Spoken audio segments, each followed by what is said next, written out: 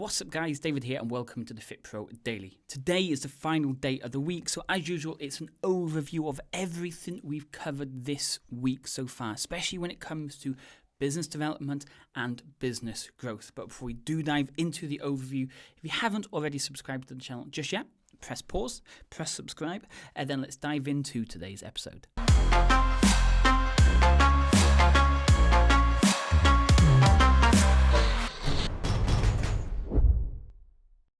Okay, let's dive in. And we're going to actually start on Tuesday. Before we look into what Josh did and using some of the ideas that Josh talked about, we look at Tuesday. It was all about really creating a business structure, understanding your numbers, how much to charge, how many clients you need, your outgoings, your incomings, understanding every single number in your fitness business, creating the offer, the entry offer and the long-term offer. So you know what happens at each stage of the client journey, so you know how to optimize, how to improve, how to make sure clients stay with you, not just through that front end period, but for the long term. Then telling the world about your offer, and that's the biggest one. Paid advertising, free advertising, organic, online, offline, other ways. Trying to think of as many different ways to generate leads for your fitness business. Chasing the leads. Then it was actually making the sales. How do you make sales? How do they take payment? What happens once you take the payment? Is there a script you need to follow? Understanding that. And then we move on to part 6, which was continued business growth. Now, if you want to keep open facilities and keep opening studios, then on Monday, Josh showed us or gave us an example into how he's been so successful to not only open a fitness studio, but a jiu-jitsu studio and a music business, okay? And it all came from one simple thing, and that was trying to get people to buy in, to want to be a business partner in the business. That way it relinquishes you from having to make all the decisions, all the pressure being on you. You can focus on what you're good on and letting them take control of the rest so they can have as much of a buy-in to this business as you. So if you want to open multiple facilities, there's a load of ways. You can franchise, you can take the whole reins, so you just appoint managers, or like Josh has done, he's got people to buy in, so maybe it's a 50-50 split. You do what you're good at, which is the business development, and they do what they're good at, which is maybe is chasing the clients, keeping them happy, running the sessions, and so forth.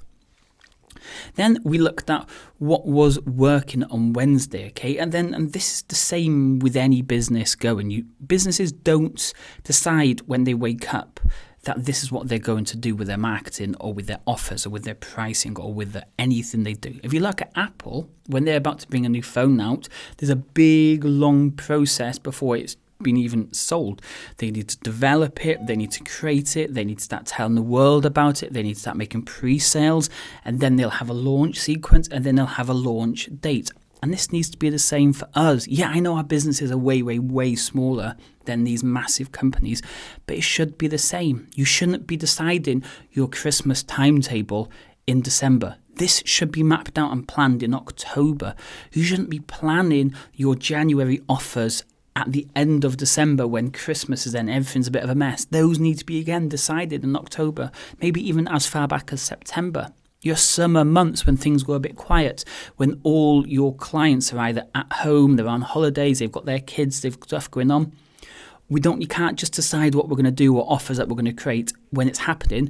This needs to be all planned out ahead of time. By being able to plan out ahead of time, you can ensure that your business is continuing to grow. And then finally, let's look at the way Coke does it. We never ever see an advert from Coke to buy a can of Coca-Cola.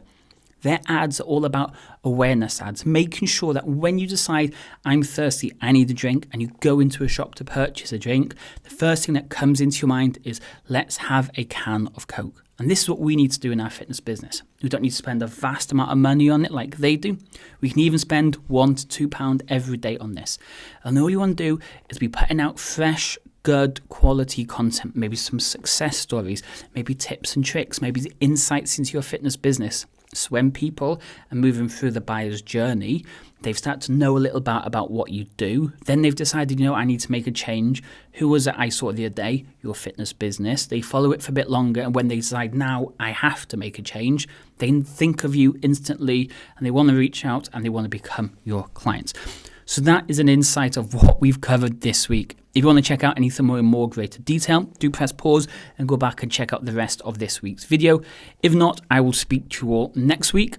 Finally, we would love you to subscribe. If you haven't subscribed, press subscribe. Speak to you all on Monday. Cheers.